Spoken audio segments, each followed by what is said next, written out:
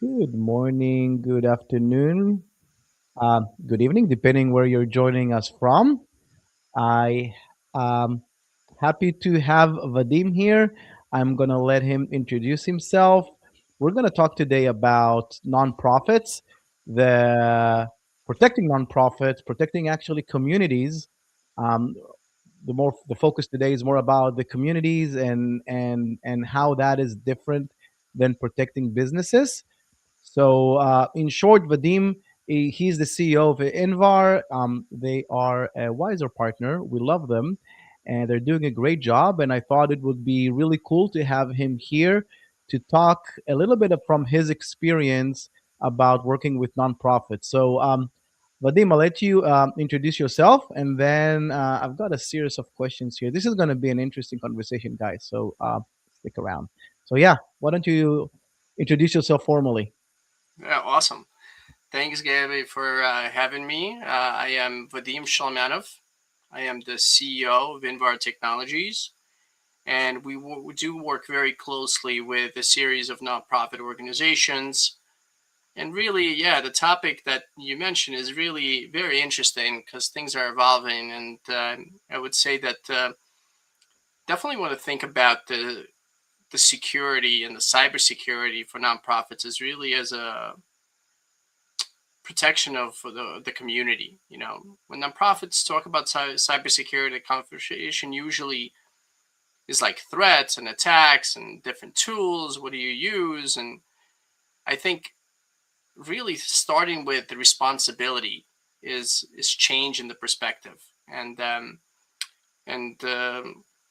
because you're not Cool. just protecting systems or data, right? And we'll talk all about this, but my whole view on this is really going into people, trust, and ability to serve the community as a whole.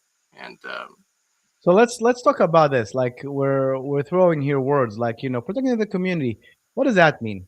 Like what is there to protect? Like what are the risks, for example, to a community? Um, is it just their data? That's all. Like is it different than saying customers? yeah, that's definitely a good question. So I don't think the threats themselves are very different when comparing to for profit or just any kind of business. Really, it's the same stuff: phishing, account takeovers, data exposure. They happen everywhere, right? Hmm. What is different here, I think, is the impact. For Okay, talk example, to if me a about it. nonprofit's email or a calendar, right, is compromised, Yeah. that can expose when and where people gather, who attends the events, and which families are involved in the program. Sometimes, you have very influential families that attend some of these events, and having that leak is a big problem, right?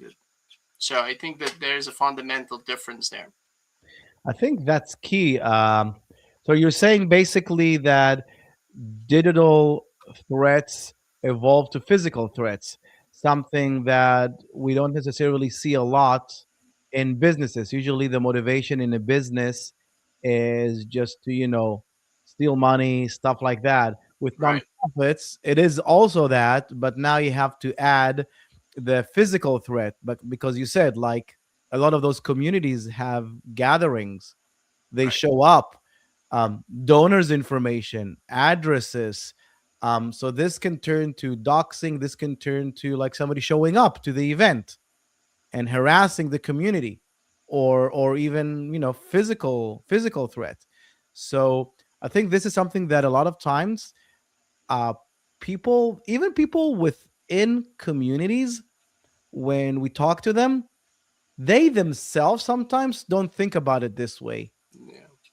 Even though, and I see that often, even though they care a lot about physical security, so they will have a security guard and all of that, but they don't Right. connect the dots. They don't sort of think about how hacking a calendar, like they never even thought of the attack like that. So even Right. though when you tell them, they go, "Oh yeah, wow, I never thought about it." But um, so I think you've been working with many of them, and protecting calendars and donors information is something you do all the time, where in a regular business protecting the calendar is important, but not as much probably as protecting the calendar when it comes to a community.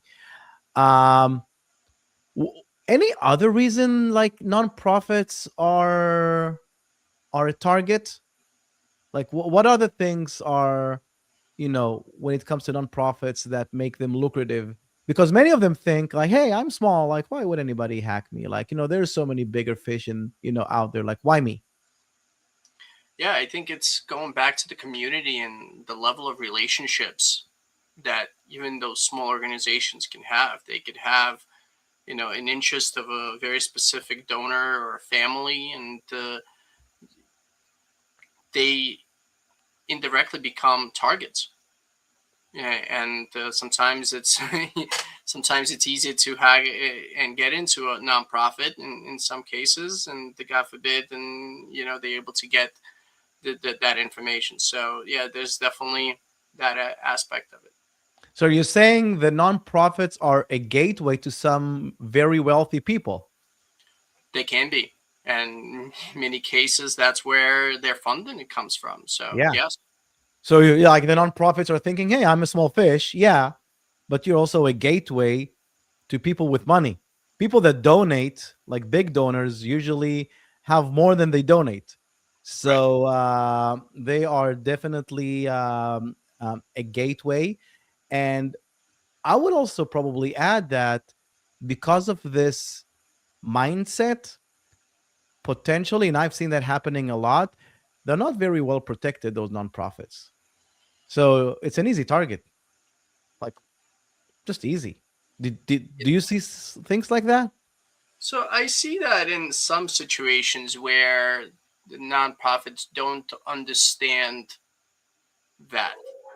And what I see that is they don't. Some organizations think that they're different than a regular business, and I always encourage them to really not think that way. You have to think like a regular business, right? A regular business has a budget to for security and compliance and all of that, and that's what the nonprofits should absolutely do as well. Another thing that I've seen is volunteers. Like, unlike businesses with nonprofits, there are a lot of people that want to help the cause. They're Right. not staff, they are just coming in, trying to do good for the community, helping out, and they have access as well. So, what do you do with them? Like, how do you now sort of help protect people that are not even employed? It's hard enough to get employees to sort of For follow sure. best practices. Right. What do you do with volunteers? Well, they're different, but they're not. Okay. Right. And I think they should be treated very similarly to employees, and it should go to very specific access that starts when they need that access, and it should be controlled to the point of what information they need access to. And then the moment the event is over, or the event like that, they're not actively volunteering on those days or weeks or months, their access should be completely removed. Right. So that is a very important aspect that has to scale and adjust to the activities that the organization is But facilitating. who's going to do that? Like, all of those nonprofits are like small. Many, not all of them, but many of them are let's say they're lacking resources. They always complain that, one person is doing a lot of stuff. Right. Like, you gave some like really good, advice. Who's going to do that? Like, it's sometimes it's one person doing so many things, and now you're telling them revoke access, add access. Do they even have the tools to understand like how to do that? Do they have visibility? Like, what tools do they have? Yeah. In many cases, the tools are there, actually. Hmm. Yeah, they have pretty standard modernized systems in place, but it's really how they use them is the difference. In some cases, if they have an MSP, or if they have an organization that supports their infrastructure and IT, That's really should be part of the relationship, that they facilitate and manage that, because it's just like a regular employee. Yeah, it's more frequent on and off kind of thing, but it really needs to be done. And so how they're solving it, there could be a different ways of it, but it absolutely has to be done. Do you think the nonprofits understand the difference between IT and security? Because a lot of MSPs, um, which is crazy in my opinion, they don't understand security. Like they themselves need to do a lot of work internally. Forget about like um, talking to their customers about it. Does the nonprofit understand that? Like, are they demanding from their MSPs to do this stuff? Who's raising the awareness to this type of things? Like, if they don't listen to our conversations, will anybody be out there telling them about this? Unfortunately, that's a sad part, that you're right. A lot of MSPs and a lot of just IT individuals in general are not as educated as they should be. And that therefore that translates into underserved clients. And depending on, they should be learning. Ideally, they're learning and being led by an expert. And Right. and MSP in today's day and age, if they're not leading with cybersecurity, if they're not leading with that education, I don't think they have a permission to play. Honestly, it's really the IT professional responsibility Yeah. to educate their people they're protecting. The thing is, sometimes you talk to an MSP and you tell them, "Hey, security," and then they say, "Oh, my IT person said that we're covered." Like they, their IT person, like they just don't want to deal with this. It's not like when you ask them, "Okay, what do you do?" Like the nonprofit, they don't know what they're doing. So if you were doing education, you would have known, right? Because you're being True. educated. So the fact that they don't know what they're doing and the IT person said that they're handling it, that's like the dissonance. Like, because if they were handling it, you would have been taking training. The fact that you're not taking training means your IT person is not doing this. But now you're sort of stuck trying to help them raise the awareness, and it's almost like the IT person sometimes, unfortunately, is blocking progress, which is crazy. That's why I think, by the way, Vadim, that's why I love working with you. And most of the MSPs we work with understand security, otherwise we wouldn't be working together. And I think but I do see a lot that I need to sort of talk to about the importance of security, and it always like blows my mind that I have to explain to an MSP that security is important, and they actually have to take this seriously. Um, It's a very unfortunate that in today in 2026 this is still a conversation that you're having. And I come across too, some folks that we um, partner with, and start having conversations. I could practically right away see an organization that has been educated and has been led by a professional in cybersecurity, and who has not. yeah, And it is pretty scary. It is totally yeah. very scary. I tell them, when they say, "Hey, our customers is pushing back against, let's say, security awareness or anything that is basic," I usually say, because you're trying to sell it, don't sell it. No. Like, you need to tell them, guys, you need this. Like, I am in this business. I know the risks outside. It's like teaching your kids to look left and right before crossing the road. We're at that point when it comes to security. Your employees, your staff, your volunteers, your donors, all of those people that have access to your information potentially, they are crossing those digital roads. They need to be looking left and right. You need this. And if you don't want it, that's fine. Just write me an email that you're opting out. Because if God forbid Yep. something happens, I want to say, "Hey, look, I offer this to you and you thought this is not important." I've seen some MSPs that go like they force their customers to do this.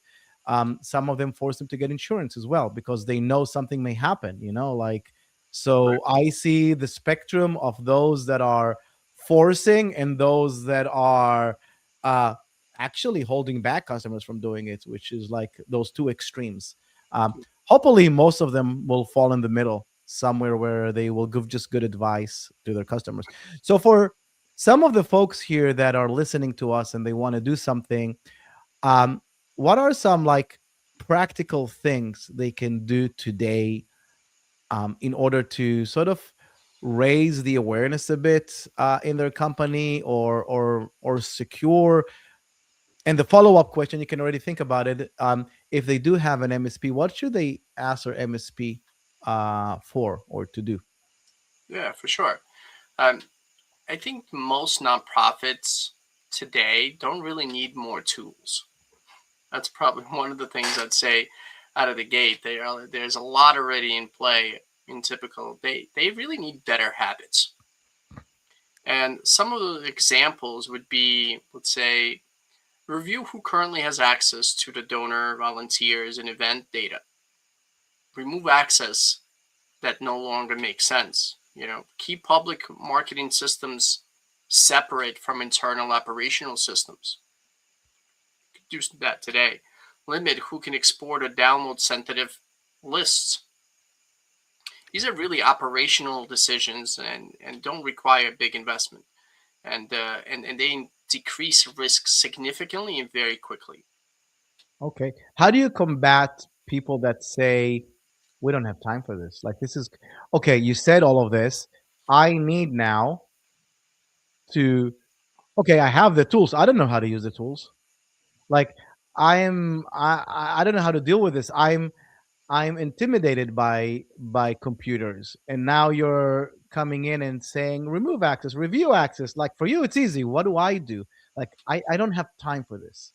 Yeah, I think the executives really need to put their foot down and say that we need someone within the organization to be not afraid, and someone that needs to either find somebody that leads them or be the leader themselves and really drive this forward.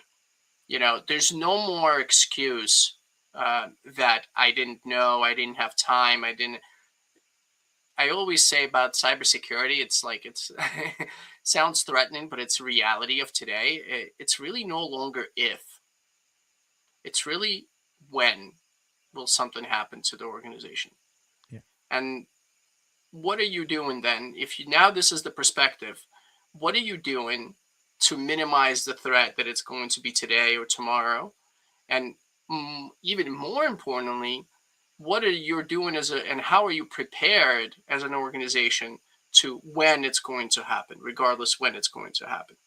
Yeah. And this is where it comes down to, then you need someone, either a strong partner that you could really count on to have it taken care of, and educate me on the right things, and provide the reports for validation, and make sure that we have a strong relationship that I could really trust, or bring that in house and really have the competency that you need in house.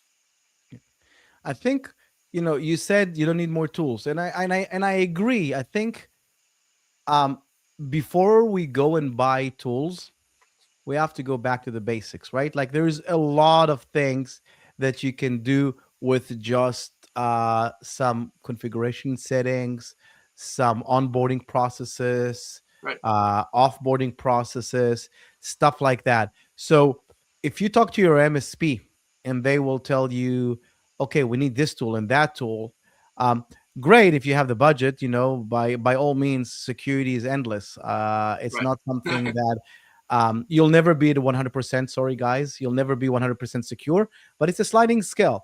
But let's start with asking the MSP some of the questions that you just, we'll put that later in the comments for those of you. But like, who has access to, like, those things? The MSP should be able to give you sort of a report. Who has Yes. access to what? If you have an MSP, I mean, who has access to what?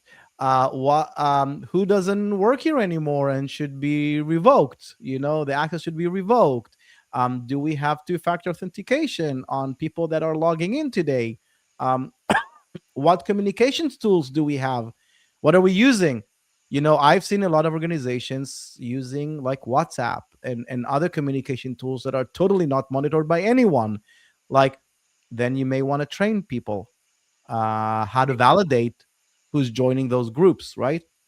So those things they can do, just by asking those questions, and I think the appetite will grow as you're starting to understand the risk.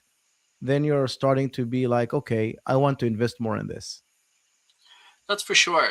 I think the leadership of a nonprofit organization must see proof that things that we've mentioned and just what is happening.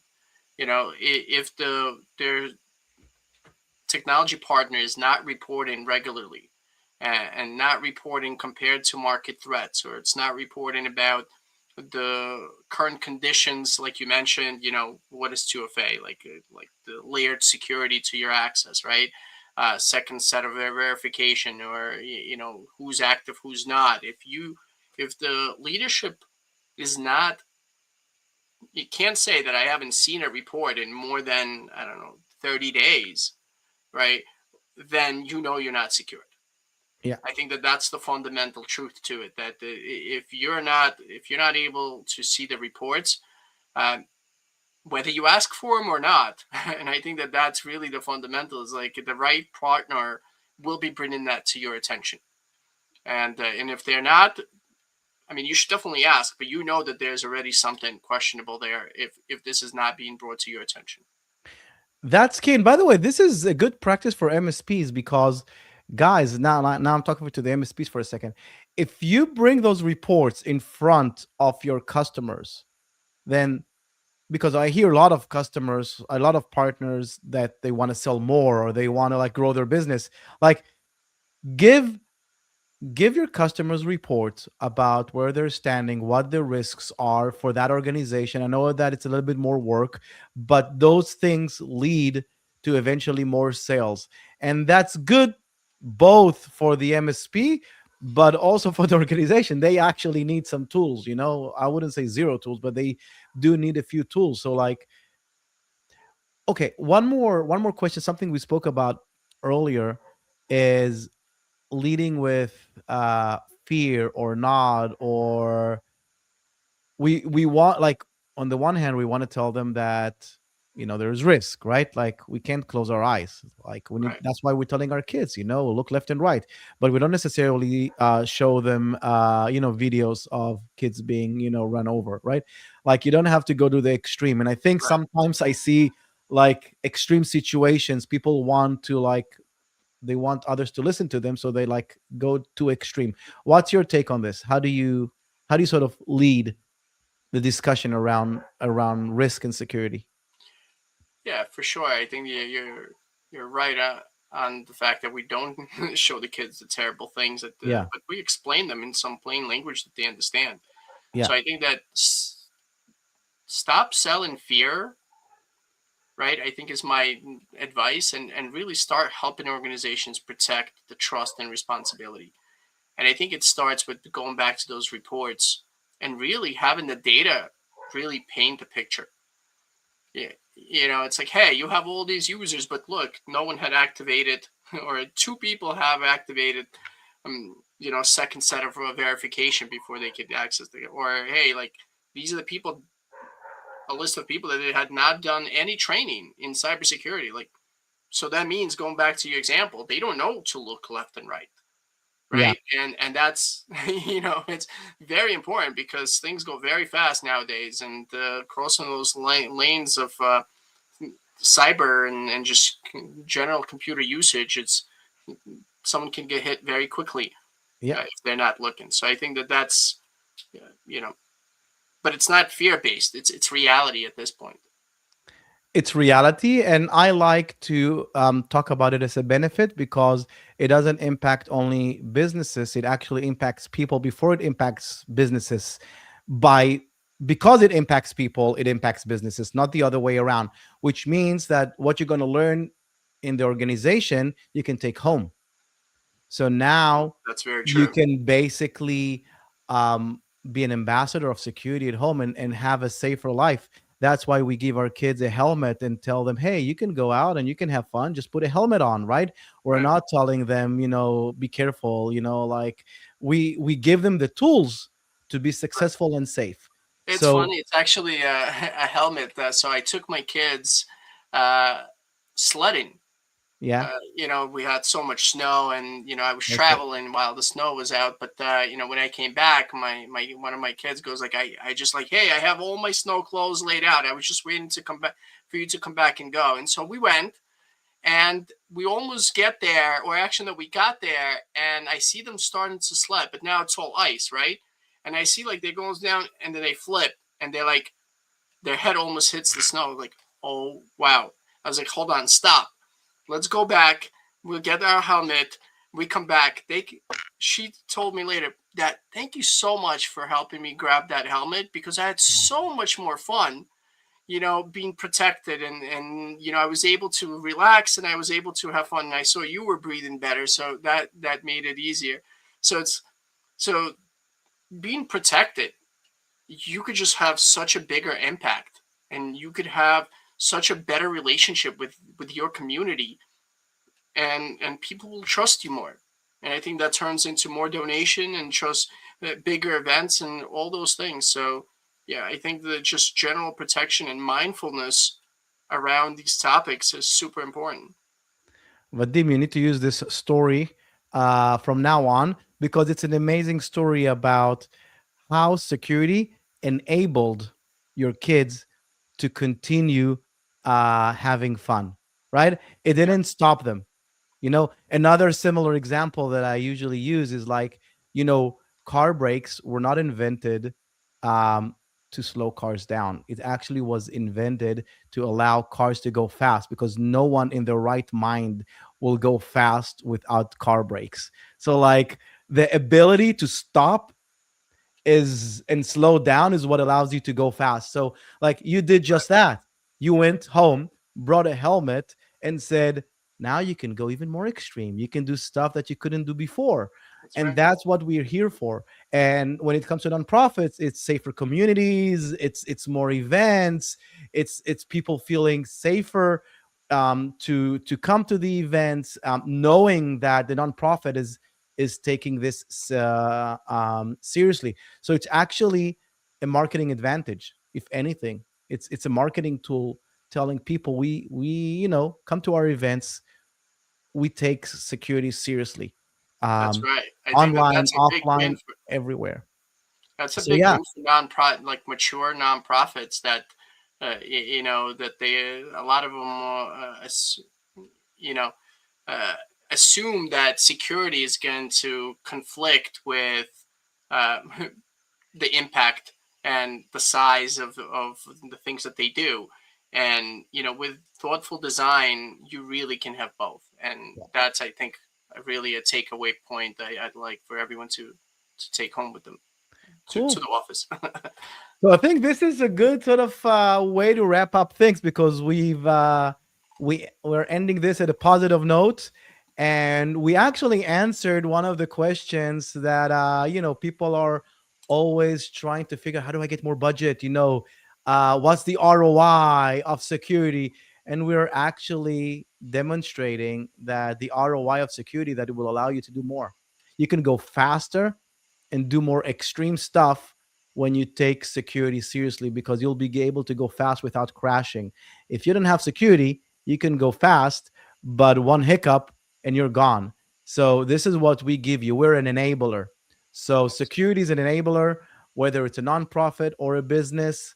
And Vadim, I really enjoyed talking to you. And as you guys can see, like Vadim is an expert in this. He's working with communities, a lot of them, so he knows his way around. And if I know that they're out there a lot of nonprofits and a lot of, what, we don't have to limit it to nonprofits. Like in general, there's so much businesses out there that don't understand the risk. And I think someone like Vadim can sort of help you guys to guide you through that process. And the fact that you spoke about, you don't have to start with tools. It starts with just Habits. understanding what you have and all of those things. It doesn't break your bank. Like this is something that where you can start, and as you become more aware, it's a risk appetite question how much you want to spend. It's not, there's no a certain amount of money that you will be protected. You know, you'll probably never be 100% protected, but it's really about a risk appetite. So it's a journey that you need to start. Yeah, I would Um, say that my view on that is that the cybersecurity is definitely not a destination. yeah, Right? You can't say that I am 100% secured, like you said a number of yeah, times. It's really a journey, exactly. and you really have to participate in the journey to get really value from the experience overall. And so I highly recommend folks do it. If you have 2 seconds, I have a Yeah, couple. I wanted to give like two value points so folks go can do ahead. today, right? And also how to contact you. That's also Oh important. yeah, sure, and we'll Okay. post that in the comments and Okay. yeah.